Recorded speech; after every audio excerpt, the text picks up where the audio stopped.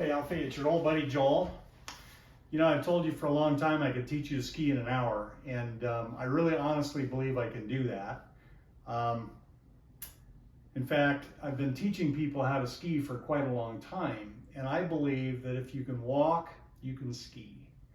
But the big thing that I see as a problem in ski instructors is the way they begin teaching.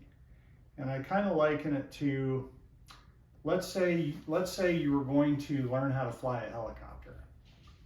And so the instructor says, all right, you get in that helicopter, I'll get in this helicopter, follow me. Now, how would you feel about that? But that's what I see on the ski slopes all the time. And I think the biggest problem is that people don't understand the controls. And they look at a ski, I've got my teaching ski here, they look at a ski and they think a ski is just like a butter knife. You just kind of smear it around in the snow. And that's really not what it is. This is actually a very technical turning tool. Highly technical piece of equipment that actually makes skiing very easy if you understand the controls. And so that's what we're going to talk about today. This is really part one. So if you'll notice in this ski, it turns up a little bit at the tip. It has something called camber. It's like a leaf spring. And it has side cut. So it's wider at the tip, narrow at the waist, wide at the hip. And so this tool, when properly used, will make a turn for you with almost no effort. So here's how that works. When you stand on this ski in the right spot, you decamber that ski. In other words, it presses the camber out. Now I've got my ski slope over here and we're going to just show you this. So there's a spot on a ski called a sweet spot. Now you're probably more familiar with a sweet spot on a tennis racket because they talk about that a lot. So the bigger the sweet spot on that tennis racket, the easier it is to hit the ball where you want to hit it.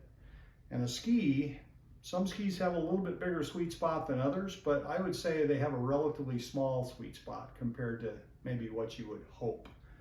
And so let's just say that that sweet spot is right here. And that sweet spot would be directly underneath your first metatarsal on your foot. So right at the back of your big toe or the base of your big toe, that big knuckle right there. Now, if you put your weight on the sweet spot and put the ski on edge, this is what happens. So you're on the slope, you press the camber out. Can you see this arc right here? And if you put your weight right there, that ski can only do one thing, and that is turn. It can't go straight. It can't go backwards. It's going to go down the hill, tip first, and it makes a turn. So that's really the first thing in understanding how a ski works. Now I'm going to talk a little bit more about this because your body position over the ski, that's the hard part. And it's kind of like your job is to stand on the sweet spot on the ski, and the ski slope's job is to throw you off that spot.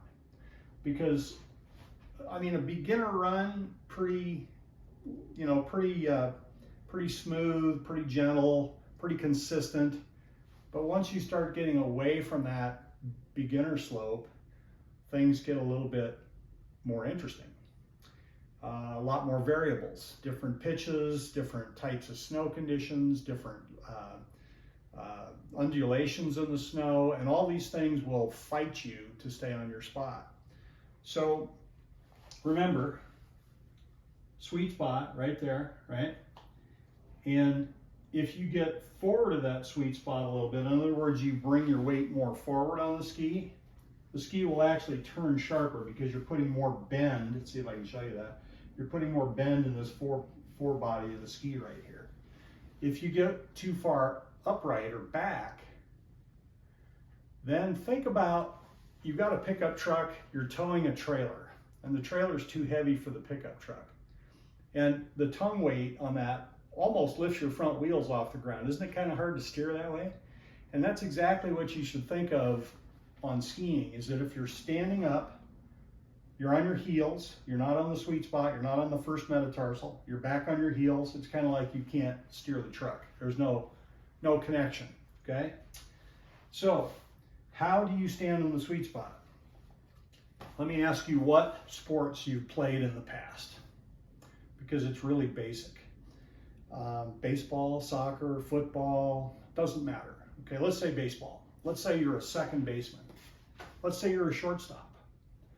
And you're out in the field, and the batter is up, and the pitcher's about to throw that ball.